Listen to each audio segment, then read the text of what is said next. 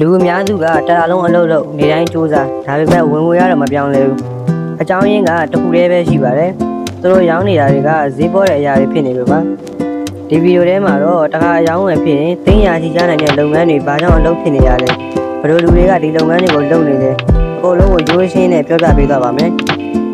အရေးကြီးတဲ့အချက်တစ်ချက်ကပတ်စံကိုများများလိုချင်များများရောင်းမှုမလိုပါဘူးဈေးကြီးတဲ့အရာကိုရောင်းရင်လုံလောက်ပါတယ်ဒါကို business language နဲ့ဆိုရင် high ticket business လို့ခေါ်ပါတယ် high ticket business ဆိုတာဘာလဲ high ticket business ဆိုတာကတစ်ခါရောင်းရင်တန်ဖိုးကြီးတဲ့ product ဒါမှမဟုတ်တန်ဖိုးကြီး service တစ်ခုကိုရောင်းချတာပဲဖြစ်ပါတယ်ဥပမာ9000ကျပ်တဲ့အရာကိုအခုတရားရောင်းရင်90သိန်း50တဲ့အရာကိုတစ်ခါရောင်းရင်သိန်း50ဘယ်ဟာပိုလဲမယ်အများစုကပထမဟာကိုရွေးကြပါတယ်ဒါပေမဲ့အောင်မြင်တဲ့လူတွေကတော့ဒုတိယဟာကိုရွေးကြပါတယ်ပထမအများဆုံးသိန်းရာချီကြနိုင်တဲ့လုပ်ငန်းကအိမ်ချမ်းပြီပါအိမ်တစ်လုံးချမ်းတစ်ခွက်အဆောက်အုံတစ်ခုရောင်းလိုက်တာနဲ့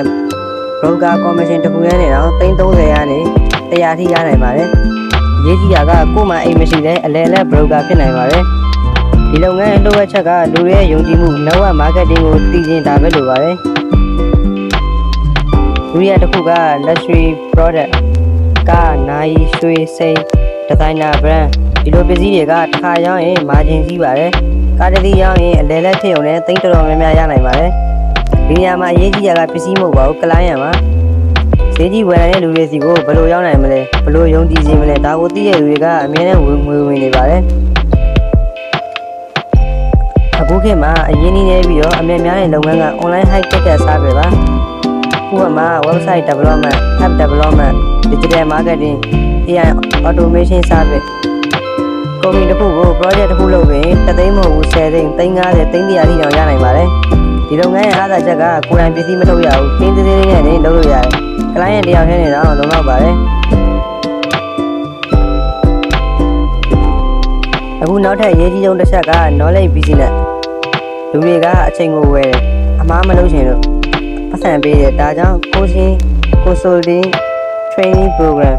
လိုရာတွေကတရားကိုသိမ်းအများကြီးနဲ့ရောင်းလို့ရပါတယ်အရေးကြီးတာကကိုကအားလုံးသိရမလို့ပါဘူး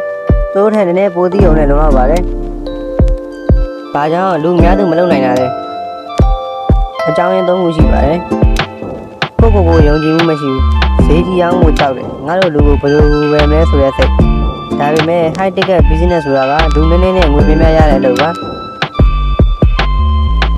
စတင်နေတဲ့သူတွေအတွက်အကြံပေးချက်ကတော့ဈေးကြီးရောင်းရင်ပထမဆုံးတန်ဖိုးမြင့်အရာကိုပေးနိုင်ရမယ်အဲ့ဒါက skill connection information solution ဘာမှမဖြစ်နိုင်ပါတယ်နောက်တစ်ချက်က trust ကိုဦးစားပေးပါလူတွေကဈေးကြီးတဲ့အရာကိုယုံကြည်တဲ့သူစီကပဲဝယ်ပါတယ်တကယ်လို့သင်ကနေတိုင်းအလုပ်လုပ်နေပေမဲ့ဝင်ငွေမတိုးသင့်ပြဿနာကသင်ရဲ့စူးစမ်းမှုမဟုတ်ပါဘူးသင်ရောင်းနေတာတွေကဈေးပေါ်လွန်းလို့ပါတခါရောင်းနဲ့သိန်းရာချီရနိုင်တဲ့လုပ်ငန်းတွေတကယ်ရှိပါတယ်တကယ်လို့ဒီဗီဒီယိုလေးကနေကိုယ့်အတွက်အကျိုးတစ်ခုရလိုက်ရဆိုရင် channel လေးကို subscribe လုပ်ပြီးတော့ notification bell လေးကို on လုပ်မမေ့ပါနဲ့